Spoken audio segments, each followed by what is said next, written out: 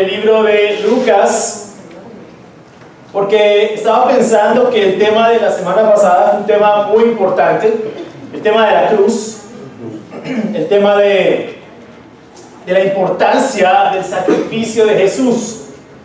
Entonces no quería dejar ese tema aislado, como solo, como simplemente un tema más que vimos, porque como hablamos la semana pasada, el sacrificio, la muerte de Cristo en la cruz es un tema central para el cristianismo, para nuestra fe.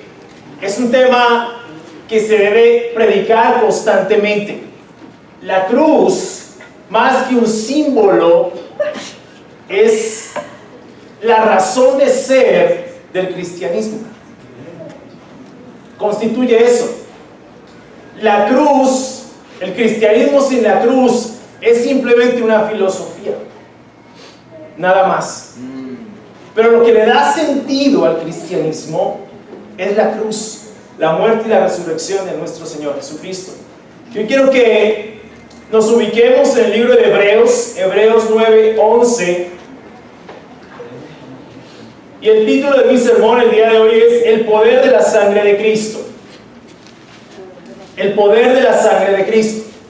Y cuando nosotros miramos de forma más detallada o con profundidad el libro de Hebreos, nos vamos a dar cuenta que el libro de Hebreos habla de la supremacía de Cristo.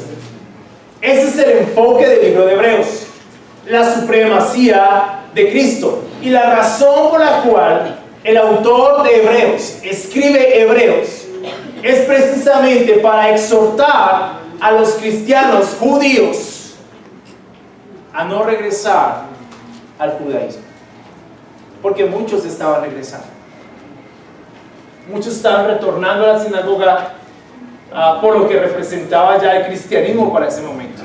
Recuerden que el cristianismo empezó siendo una secta del judaísmo. La iglesia en sus inicios fue judía por naturaleza. Pero llega un tiempo en el que prácticamente o esencialmente la iglesia se separa, como dicen los eruditos, de la sinagoga y toma un rumbo distinto. Ya la enseñanza, ya la cruz, ya no armonizaba de ningún modo con lo que el judaísmo proponía. Entonces el cristianismo se separa completamente de la sinagoga. El enfoque de Hebreos es Cristo, la supremacía de Cristo. Estaba por encima de Moisés, estaba por encima de los ángeles, estaba por encima de los sacrificios que se ofrecían en el tabernáculo, y el autor de Hebreos dice que eso simplemente son sombras de lo que iba realmente, de lo que estaba sucediendo en el cielo. Este es el enfoque como tal de Hebreos. Cuando ustedes leen el libro de Hebreos van a encontrar simplemente la supremacía o sencillamente la supremacía de Cristo. Yo quiero que hablemos del poder de la sangre de Cristo. Y esta semana pasaba un tiempo con un amigo y él me contaba que en su clase de filosofía, su profesora de filosofía le hablaba o les enseñaba de que las religiones eran violentas, eran sangrientas. Entonces él, quiso como leer un poco más de qué era lo que se trataba, y obviamente estaba allí el Islam, estaban muchísimas, pero surgió allí el cristianismo. Entonces, ¿el cristianismo? ¿Pero por qué el cristianismo?, se preguntó él. Y lo que decía esta profesora es que el cristianismo, el Dios del cristianismo, mata a su hijo, derrama la sangre de su hijo por las personas. Entonces, que eso lo hace una religión sangrienta. Él no supo cómo rebatir eso. Y obviamente cuando uno se enfrenta al tema del presupuesto filosófico, a veces es difícil rebatir algunas de esas ideas. Yo le dije, mira, es interesante porque a veces nosotros manejamos una especie de doble moral. Hace unos meses leí la historia de un soldado norteamericano que estaba en una misión con algunos de sus compañeros y estando juntos, soldados talibanes lanzan una granada al lugar donde ellos estaban. Lo primero que hace este soldado, uno de los soldados que estaba allí, es lanzarse sobre la granada.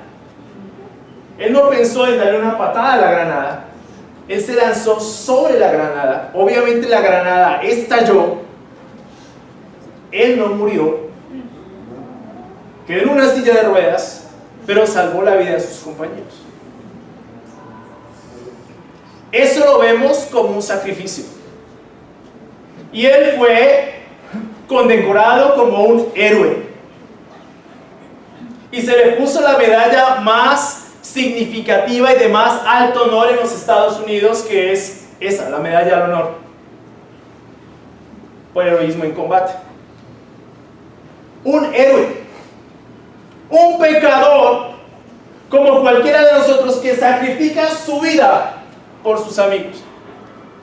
Pero al Dios de la Biblia, que entrega a su hijo, lo vemos como un ser violento y sangriento. Ahí es cuando yo no entiendo esta doble moral. Solamente por descalificar una religión. Una religión que no entendemos muchas veces. Porque es incomprensible el sacrificio de Jesús. Para nosotros incluso puede ser incomprensible cómo es que un Dios amoroso entrega a lo que más ama por seres que no merecemos eso. Eso lo comprendemos muy bien y no lo merecemos. No lo merecemos. Pero para mí lo hace más que un héroe. Él sacrificó la vida de su hijo. Él no asesinó a su hijo. Él no derramó la sangre de su hijo por derramar la sangre de su hijo. Él entregó, sacrificó lo que más amaba por nosotros. Así es como yo lo percibo, lo entiendo en las escrituras. Yo le dije a él también, mira, ningún escritor de la Biblia, ninguno, ve a Dios como un Dios sangriento. Ninguno. Ningún padre de la iglesia post-apostólica ve a Dios como un Dios sangriento. Ningún escritor de la iglesia primitiva, hasta bien entrado el siglo IV, ve a Dios como un ser sangriento. Realmente son las ideas nuestras las que intentan interpretar a Dios en sus escrituras. Porque leemos la escritura con los lentes equivocados. Y evidentemente aplicamos una hermenéutica con unos lentes equivocados. Tenemos que ubicarnos en el contexto de la escritura. Y eso es muy problemático, lo dije, para muchos de los filósofos contemporáneos. Pero es el tipo de doble moral que creo yo se maneja. Podemos ver a un soldado como un héroe porque salva la vida de unos cuantos soldados, sacrificando su propia vida. Y eso es loable. Eso es una cosa que se sale completamente de nuestros ideales de sacrificio. O sea, es muy difícil pensar en lanzarse sobre una granada para salvar la vida de otro. No sé cómo se llega a tomar una decisión de esa altura. Pero ¿por qué no podemos ver a Dios mucho más significativo que eso? ¿Por qué? Sinceramente creo yo, personalmente es una análisis individual. Creo que esta sociedad no quiere tener nada que ver con Dios. Es como lo percibo. No quieren, de hecho, estamos yo les he contado, estamos en un proyecto de secularizar la sociedad desde el año 1600. En Europa eso ya está totalmente, casi que hecho. ese proyecto de secularización. Muchas iglesias en Europa son museos. ¿Sí? Ya aquí estamos empezando por Argentina. Por Argentina. Y eso comienza a subir. Canadá también. Canadá está completamente secularizado. Es muy difícil la fe en Canadá. Entonces son los dos extremos, Argentina, Canadá.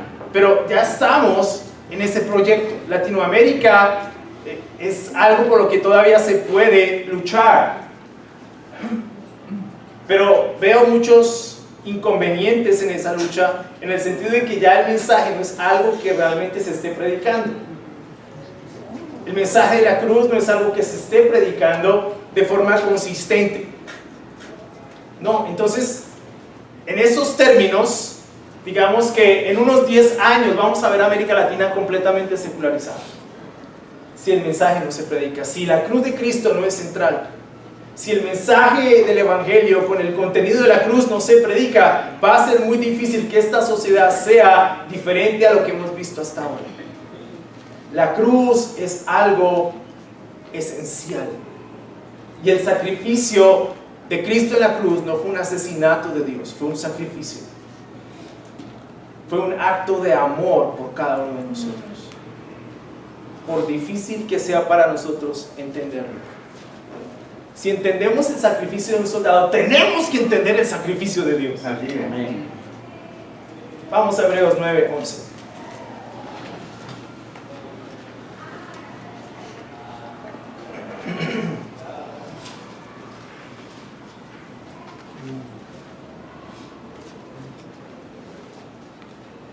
Dice: Cristo, por el contrario, al presentarse como sumo sacerdote de los bienes definitivos en el tabernáculo más excelente y perfecto, no hecho por manos humanas, es decir, que no es de esta creación, entró una sola vez y para siempre en el lugar santísimo.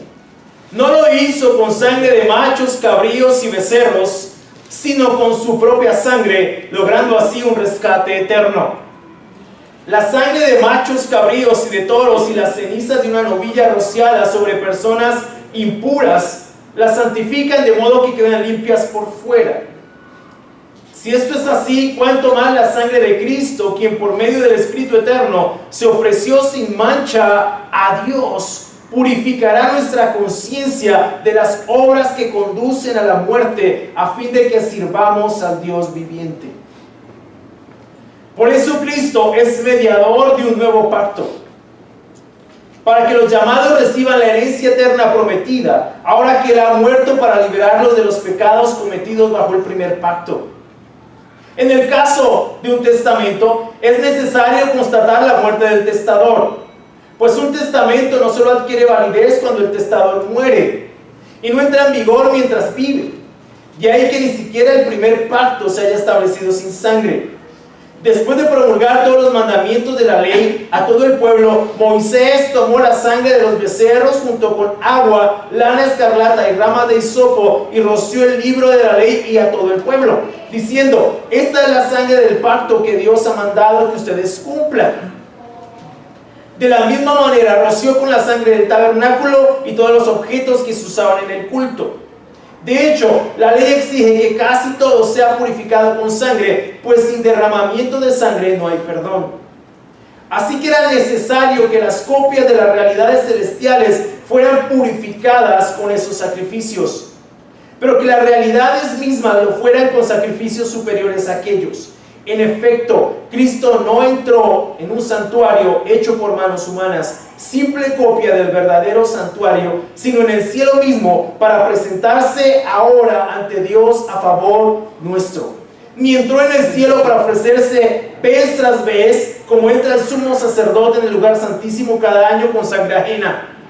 Si así fuera, Cristo habría tenido que sufrir muchas veces desde la creación del mundo. Al contrario, ahora al final de los tiempos se ha presentado una sola vez y para siempre, a fin de acabar con el pecado mediante el sacrificio de sí mismo.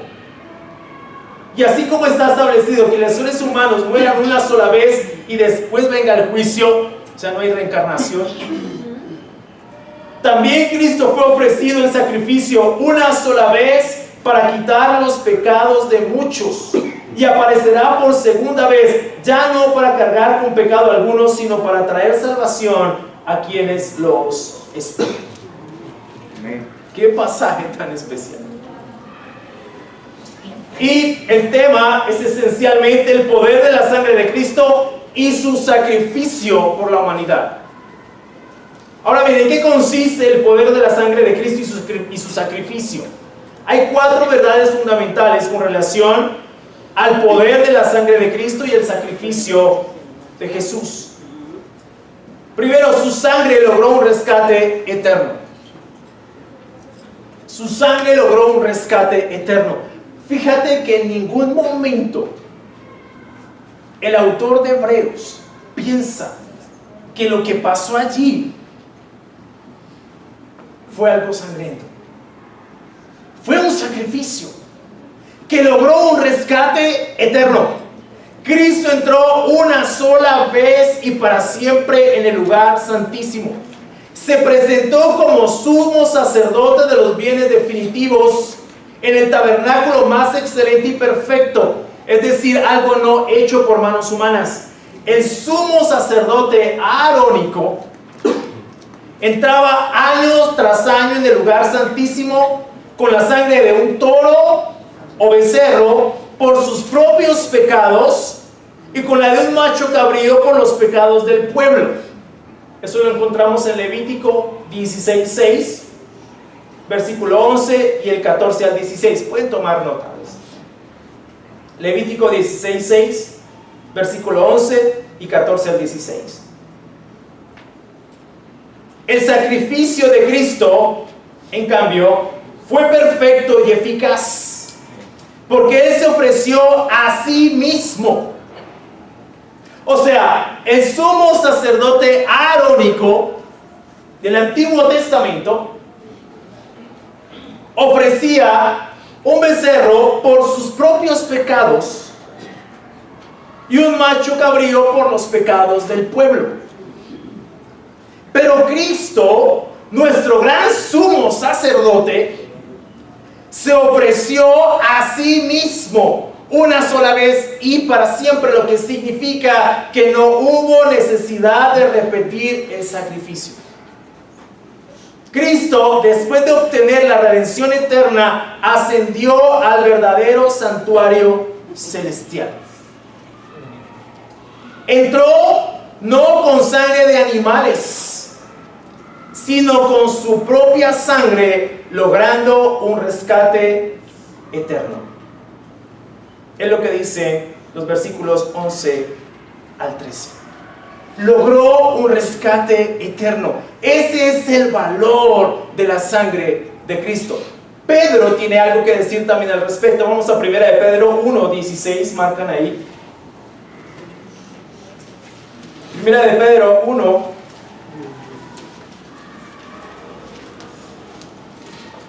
versículo 16.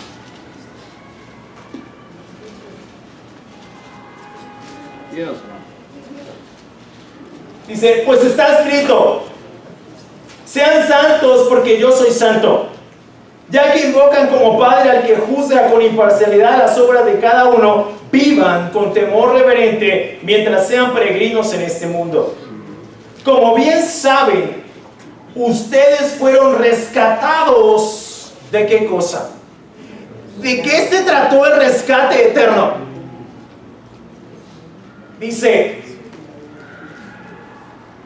como bien saben, ustedes fueron rescatados de la vida absurda que heredaron de sus antepasados. El precio de su rescate no se pagó con cosas perecederas como el oro o la plata, sino con la preciosa sangre de Cristo, como de un cordero sin mancha y sin defecto. ¿De qué fuimos rescatados? De la vida absurda que heredamos de nuestros antepasados. De eso fuimos rescatados. Y Pedro es muy contundente al decir por eso sean santos. Y ya que invocan como Padre el que juzga con imparcialidad las obras de cada uno, vivan con temor reverente mientras sean peregrinos en este mundo. ¿Por qué?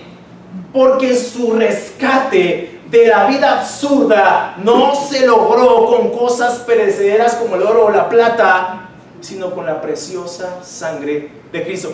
Por eso es que es tan valioso el sacrificio de Cristo. Yo solo pienso en estos hombres que fueron salvados de morir por una granada por este soldado. ¿Qué tipo de vida iban a vivir después de eso? ¿Qué tanta gratitud podría existir en sus corazones al saber que un hombre con el que tal vez habían cruzado solamente unas palabras entregó su vida de ese modo por ellos? Más aún, verlo en una silla de ruedas. Eso tiene que producir algo en el corazón. Eso tiene que generar algo en ti, gratitud. Y tal vez voy a vivir haciendo que este sacrificio valga la pena. Voy a vivir mi vida de tal modo que el sacrificio de este hombre valga la pena. Pero estamos hablando de un hombre pecador igual que nosotros. La sangre de Cristo es sin mancha y sin pecado. Cristo fue el Cordero sin mancha y sin defecto. La muerte de Cristo tiene que producir en nosotros algo mucho más profundo que un impacto intelectual. Tiene que haber algo en nosotros mucho más profundo al saber que alguien que era inocente entregó su vida por cada uno de nosotros. En virtud de eso, tenemos que vivir en este mundo con temor reverente. Así es. Me impresiona, porque el mundo religioso, y nos puede pasar a nosotros, invocamos a Dios como nuestro Padre, muchas veces sin ser conscientes de lo que pasó y de lo que Él hizo. Y la Biblia nos enseña que ya que Cristo logró ese rescate eterno, tenemos que vivir para hacer que ese sacrificio valga la pena en nuestras vidas.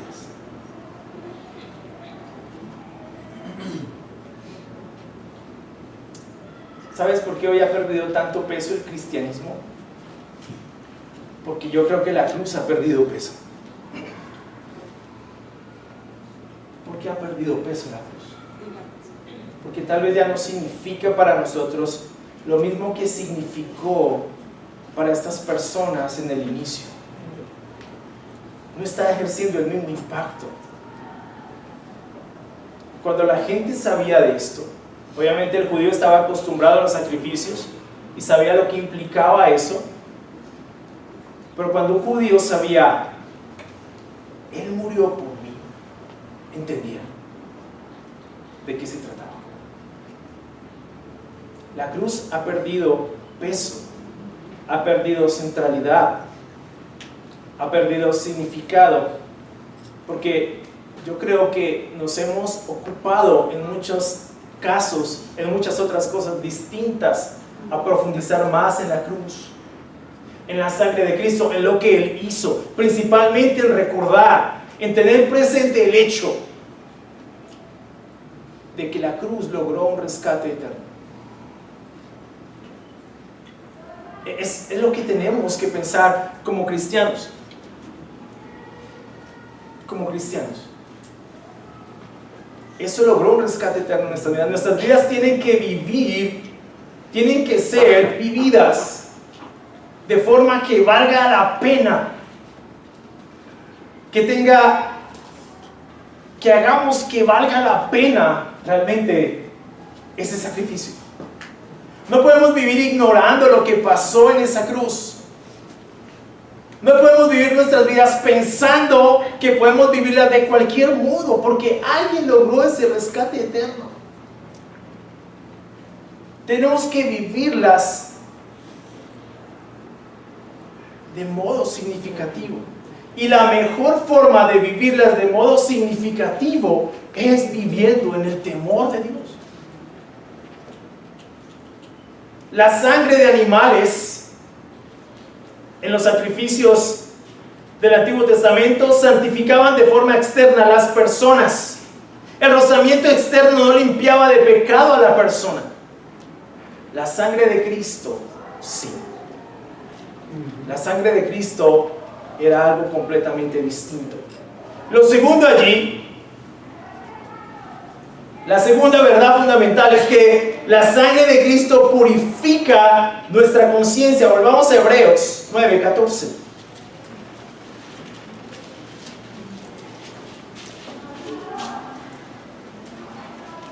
Si esto es así, dice el autor, ¿cuánto más la sangre de Cristo, quien por medio del Espíritu Eterno se ofreció sin mancha a Dios, purificará nuestra conciencia de las obras que conducen a la muerte, a fin de que sirvamos al Dios viviente?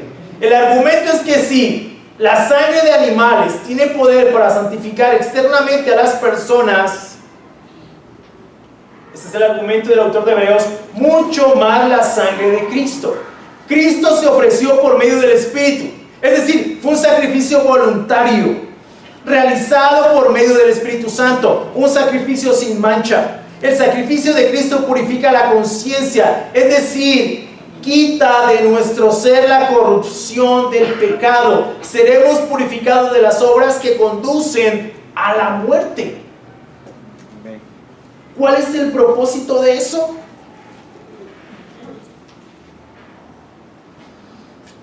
Servir al Dios viviente. Servir al Dios viviente. O sea,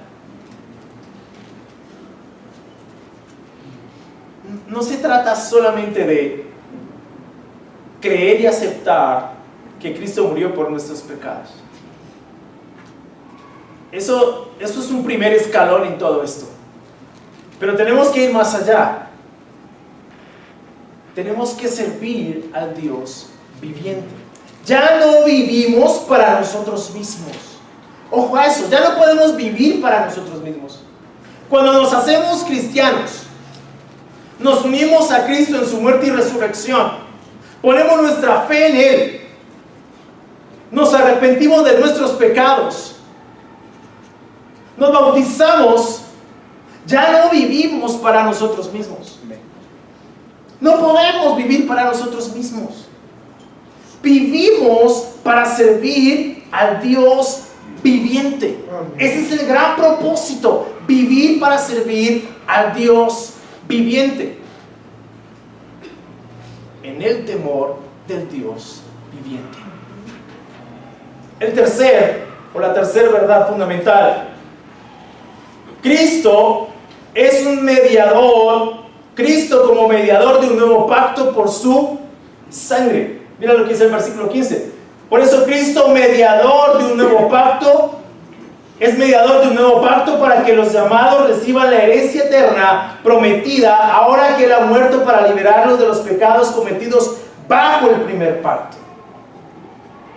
Y así va hasta el versículo 22. Gracias a la muerte expiatoria de Cristo, esta herencia es una realidad para aquellos a quienes Dios llama. Romanos 8:28. Vamos a ver varias escrituras.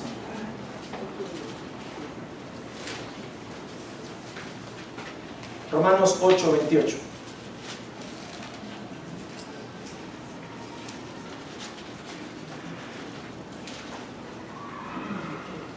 Dice: ahora bien, sabemos que Dios dispone todas las cosas para el bien de quienes lo aman, los que han sido llamados de acuerdo con su propósito.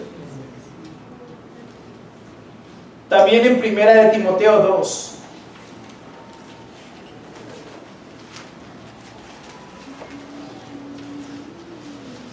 Primera de Timoteo 2, versículo 5. Dinos. Porque hay un solo Dios y un solo mediador entre Dios y los hombres, Jesucristo hombre, quien dio su vida como rescate por todos. Este testimonio Dios lo ha dado a su debido tiempo. Entonces, Cristo no solamente es mediador, Cristo es el único mediador entre Dios y los hombres. En estos términos, en los términos de su sacrificio, en los términos de su sangre, Cristo es el único mediador entre Dios y los hombres. No existe nadie más que haga algo así.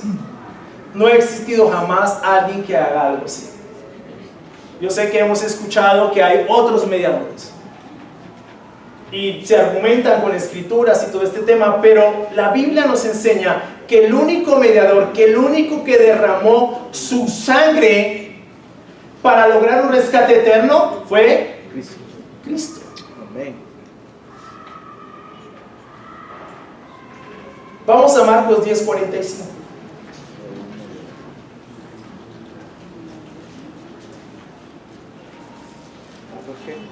Marcos 10:45.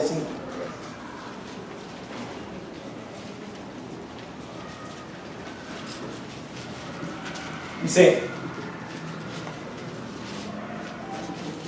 porque ni aún el Hijo del Hombre vino para que le sirvan, sino para servir y para dar su vida en rescate por muchos.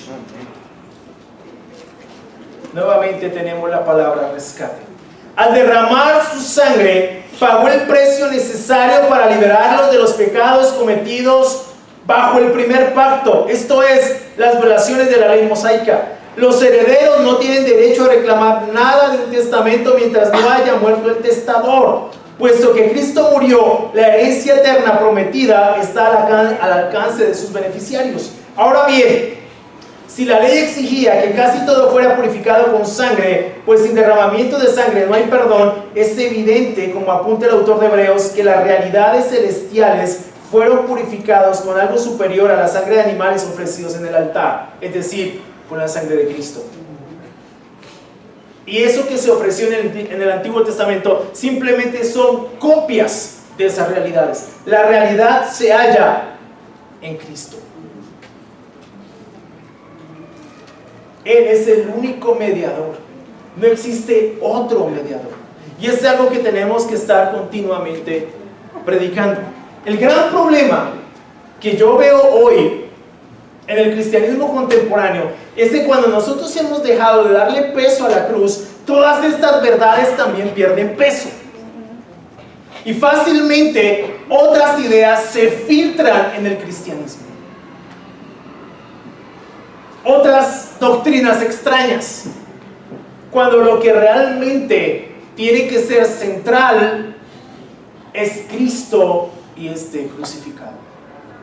La cruz, la muerte y la resurrección de nuestro Señor. Eso es lo que definitivamente le da significado, sentido, propósito a lo que nosotros hacemos, hermanos.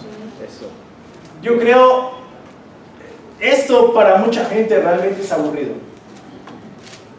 De hecho, en 1 Corintios 1, Pablo decía algo interesante. Decía, la muerte de Cristo para algunos es una tontería, especialmente para los intelectuales.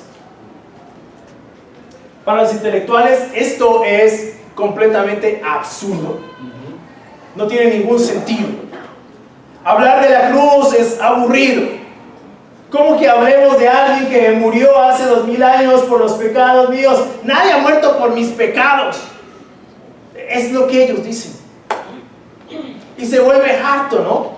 Entonces hoy muchas congregaciones han dejado de hablar del mensaje de Cristo y mejor hablan de charlas de multinivel. Mejor hablemos de cómo lograr el éxito en la iglesia, de cómo hacer crecer la iglesia, de cómo hacer mejores templos y mejores megaestructuras y mejores megadenominaciones, de cómo hacemos para que el cristianismo prospere y la cruz de Cristo ya no está, porque eso va en contra de estos nuevos ideales, completamente en contra. Mira nada más lo que esta profesora de filosofía le dijo a este amigo. Y para muchos es así. Cuando nos sentemos a estudiar la Biblia con alguien, esto tiene que ser lo central. Cristo murió por tus pecados. Y si tú no te arrepientes de tus pecados, el castigo va a ser doble. ¿En serio? ¿En serio? Es así. Porque si, bueno, para el que cree que Cristo no murió por él, bueno, doble castigo. Pero Cristo murió por todos. Y si no nos arrepentimos de nuestros pecados, si la gente no se vuelve a Dios, si esto no se predica, va a ser complicado. Y yo creo, definitivamente tenemos que ser muy serios en cómo predicamos esto, y no solamente en cómo lo predicamos, sino en cómo lo vivimos. Tiene que ser una realidad para nosotros. Como les digo, esto para muchas personas, incluso dentro del cristianismo, es aburrido. Háblame de otra cosa. Háblame de cómo 7 claves para crecer en no sé qué, 8 pasos para ser un mejor papá, 25 pasos para ser un mejor esposo,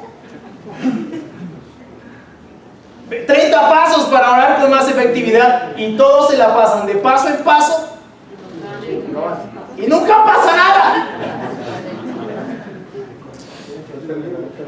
Oh, eso no es el mensaje del evangelio. Esto no es un multinivel. Y los predicadores no somos automotivadores o no sé qué cosa. Somos predicadores de la cruz, o mejor nos bajamos del púlpito. Porque no tiene sentido estar hablando de algo que los predicadores del Nuevo Testamento jamás hablaron. Ellos hablaron de la cruz las veces que fue necesario. Yo no me imagino cuántas veces Pedro predicó el mismo sermón de Hechos 2. Miles de veces. Porque para ellos fue impactante saber que Cristo había muerto. Esa era la narrativa en sus predicaciones. Hoy, ¿sabes qué? Mira, Cristo murió por tus pecados. Esa era la predicación. En eso consistía la predicación. Yo trato de lograr entender la pasión de estos hombres predicando el sacrificio de Cristo, pero es muy difícil. Trato de hacerlo con la mayor pasión posible. Cristo murió por nuestros pecados. La razón de ser del cristianismo es la cruz. Todos tenemos que pensar de la misma forma. La cruz, la cruz, la cruz. Cristo murió por tus pecados en la cruz. Tienes que vivir pensando en ese sacrificio. Porque si Dios pensó que era la forma en que íbamos a ser redimidos, si Dios pensó que eso era lo que iba a salvar a la humanidad, si Dios pensó que el sacrificio de Cristo era central, era esencial, era fundamental, debemos meditar el resto de nuestras vidas en ese sacrificio. Constantemente. Debemos vivir nuestro cristianismo a los pies de la cruz. Todavía hay mucho de nosotros que debe morir. todavía enojo, malos pensamientos, inmoralidad. Es impresionante las estadísticas que hay hoy de los cristianos que entran a ver pornografía. Es casi la misma estadística del mundo. La misma.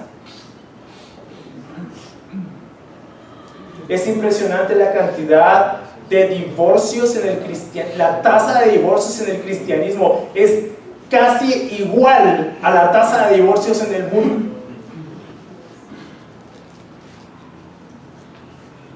Es casi igual.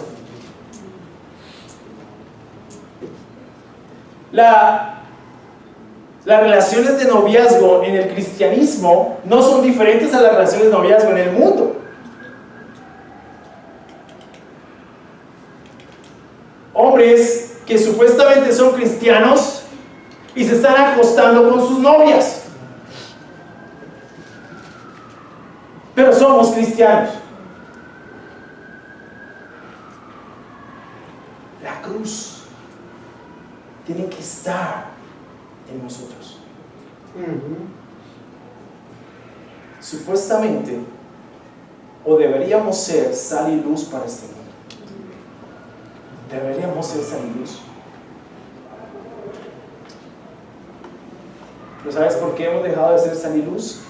Porque la cruz ya no está en el centro. Porque no estamos viendo esa profunda necesidad de morir a lo que somos. Y entonces estamos hablando de otras cosas. Como dijo Jeremías. Y uno lee Jeremías 23 y dice, bueno, esto es una radiografía de lo que estamos viviendo. Porque Jeremías dice, a los que me dicen, a los que me odian, les dicen que les va a venir bendición y prosperidad a los que me odian. Y hoy no es lo que estamos viendo. La gente odia a Dios no porque le dice que lo odia. No creo que nadie haga eso. Bueno, algunos lo harán. Pero la gente odia a Dios por cómo vive. Podemos expresar esa desaprobación a la palabra de Dios por cómo nosotros vivimos. Podemos expresarlo de esa manera. La cruz nos enfoca nuevamente en el hecho de que nuestras vidas solamente son significativas porque uno murió por nosotros. Amén. Por eso. Y como decía Camilo, la única razón que hacemos lo que hacemos es porque Dios piensa que debemos hacerlo. Debemos amar a nuestras esposas porque la Biblia dice que debemos amar a nuestras esposas. Dios espera que hagamos eso. No sé si me logro explicar, pero tenemos que realmente poner la cruz de nuevo en el centro de lo que somos como cristianos. Si no, definitivamente no vamos a heredar la salvación, porque otros están siendo nuestros intereses. Créanme, hermanos, estamos en un momento en la historia en que como se está secularizando la sociedad y se está logrando con mucho éxito eso, otros mensajes vienen detrás, incluso dentro de lo que conocemos como cristianismo. Y vamos a terminar completamente alejados de lo que la Biblia enseña si no nos ponemos de nuevo al frente de la cruz, de rodillas a la cruz. ¿Sabes? Quiero vivir para morir. Ese debe ser nuestro ideal. Vivir para morir. No vivimos en el cristianismo para ser una mejor versión de nosotros mismos. Vivimos en el cristianismo para morir a nosotros mismos y para que Cristo viva en nosotros. Ese es el sentido de la cruz.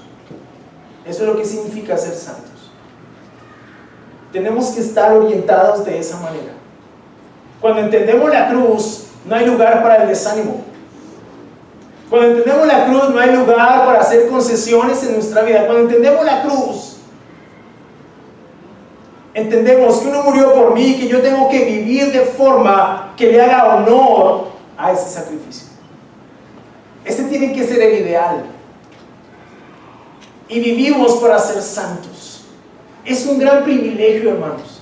Es un gran honor saber que el Hijo de Dios murió por mí. No tenía que hacerlo. ¿Lo has pensado? No tenía que hacerlo. El Hijo de Dios murió por mí. Si eso no te quebranta, yo no sé que te quebrante. No tengo ni idea. Si no te quebranta el hecho de que Cristo murió por tus pecados y que tu vida hoy es diferente porque uno murió por ti, no entiendo qué puede quebrantar tu corazón. Estás más duro que el diamante. Eso es lo que le da sentido a la vida. Saber que uno murió por mí. Eso le quita el miedo a morir. Porque sabes que eres peregrino. Que tu vida aquí realmente no tiene sentido. Que hay algo mejor para nosotros en el cielo. Esa es la gran esperanza, la gran diferencia. Pero si eso a ti no te quebranta, tienes que ir y orar porque tu corazón cambie. Si a ti que nos visitas esto no te quebranta, preocúpate, porque esto es la esencia. La cruz. Conforme avanzo en edad, ya casi voy a cumplir 50 años, de verdad pienso que en verdad mi vida comienza a descontar, que estoy más cerca que nunca de encontrarme con mi Señor. ¿Cómo estoy viviendo? Es la pregunta que me hago. ¿Qué clase de vida estoy viviendo? Es la pregunta que me hago constantemente. Si todo lo que he vivido, lo que he aprendido, lo que he leído, lo que he sacrificado, realmente ha sido en virtud del sacrificio más importante que fue Cristo. Si hoy muero y tengo la tranquilidad de saber, voy a encontrarme con mi Señor. Pero hermanos, tenemos que vivir cada día a los pies de la cruz. Si no, no sé hacia dónde estamos yendo. El mundo va en otra dirección y no podemos vivir al paso del mundo. El mundo no vale la pena. No vale la pena. Pablo mismo lo dijo: el mundo ha muerto para mí. Nada de lo que hay en el mundo realmente tiene sentido. ¿Qué le da sentido? Cristo. Pero también el hecho de que tenemos que llevar este mensaje a otras personas que no conocen el Evangelio. Por esa razón estamos aquí. Porque otras personas necesitan conocer el Evangelio. Como dijo Leonard Ravenhill, no estás aquí para vivir por ti mismo, sino para que lleves este Evangelio a otros y no llegues con las manos vacías al cielo. Ves cómo entra el sumo sacerdote en el lugar santísimo cada año con sangre ajena. Si así fuera, Cristo habría tenido que sufrir muchas veces desde la creación del mundo. Al contrario, ahora al final de los tiempos se ha presentado una sola vez y para siempre a fin de acabar con el pecado mediante el sacrificio de sí mismo. Cristo se presentó no en un santuario terrenal, sino en el cielo mismo para presentarse ahora ante Dios a favor nuestro. Primera de Juan 2:1 dice que Él está intercediendo por nosotros. Amén. ¿Te imaginas? Él está intercediendo por mí y por ti. Por eso tenemos que vivir diferente, en el temor de Dios, haciendo honor a su sacrificio, llevando una cruz no física, sino lo que significa cargar la cruz, muriendo a nosotros mismos. No entró en el cielo para presentarse vez tras vez como el sumo sacerdote arónico en el lugar santísimo cada año y con sangre ajena. Su sacrificio es eterno, una sola vez y para siempre. De lo contrario, como dice el autor, habría tenido que sufrir muchas veces desde la creación del mundo. No, se presentó una sola vez y para siempre para acabar con el pecado mediante su propio sacrificio. Acabar con el pecado en la vida de la persona por la cual es sacrificado. Primera de Pedro 2:21 dice que Cristo llevó al madero nuestros pecados para que nosotros muramos y vivamos para la justicia. Del mismo modo que el hombre muere una sola vez a causa del pecado, también Cristo murió una sola vez como sacrificio perfecto por ese pecado. Y así como después de la muerte el hombre se enfrenta al juicio, también Cristo después de su muerte aparecerá trayendo la salvación del pecado y del juicio merecido por él. Como los israelitas esperaban al sumo sacerdote mientras éste estaba en el lugar santísimo en el día de la expiación, hasta que saliera trayéndole la seguridad de que sus pecados habían sido expiados, asimismo Cristo aparecerá por segunda vez. Ya esta vez no en relación con el pecado, sino como dice ahí al final del versículo 28, sino para traer salvación a quienes lo esperan. Amén. Qué especial. Qué especial eso. Estamos esperando que Él regrese. Así como los judíos esperaban que el sumo sacerdote saliera del lugar santísimo, asegurándoles sus pecados han sido perdonados. Así esperamos a nuestro gran sumo sacerdote en su segunda venida, ya no en relación con el pecado, sino trayendo salvación.